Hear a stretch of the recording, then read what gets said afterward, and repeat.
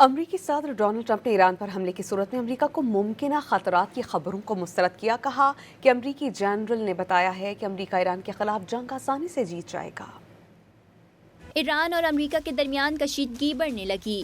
امریکی صدر Donald Trump نے ان میڈیا رپورٹس کو سختی سے مسترد کر دیا جن میں دعویٰ کیا گیا تھا کہ امریکی فوج کے اعلیٰ جنرل ڈین کین نے ایران پر ممکنہ حملے کے خطرات سے آگاہ کیا۔ ٹرمپ نے سوشل میڈیا پر کہا کہ یہ رپورٹ 100% غلط ہیں۔ جنرل ڈین کین کا موقف یہ ہے کہ اگر ایران کے ساتھ جنگ ہوئی تو امریکہ اسے آسانی سے جیت سکتا ہے۔ واشنگٹن پوسٹ نے رپورٹ کیا تھا کہ جنرل کین نے حالیہ ملاقات میں ٹرمپ کو بتایا کہ ایران پر حملے کی صورت میں امریکہ کو اسلحے کی کمی، علاقائی اتحادیوں کی محدود حمایت اور ایران کی جوابی کارروائی جیسے مسائل کا سامنا ہو سکتا ہے، جس سے جنگ طویل ہو سکتی ہے اور امریکی جانی نقصان کا خطرہ بھی موجود ہے۔ اس رپورٹ پر جنرل کین کے دفتر نے وضاحت جاری کی اور کہا کہ ان کی ذمہ داری سول قیادت کو مختلف فوجی آپشنز، ان سے جڑے خطرات اور اثرات سے آگاہ کرنا ہے، جبکہ حتمی فیصلے سیاسی قیادت کرتی ہے۔ دوسری جانب امریکہ نے ایران کے ساتھ کشیدگی کے پیش نظر اسرائیل اور لبنان میں فوجی اثاثوں میں اضافہ کر دیا۔ غیر ملکی میڈیا کے مطابق امریکی حکام کی جانب سے اسرائیل کے بین گورین ایئرپورٹ پر مزید فوجی طیارے اور جہاز تعینات کر دیے گئے۔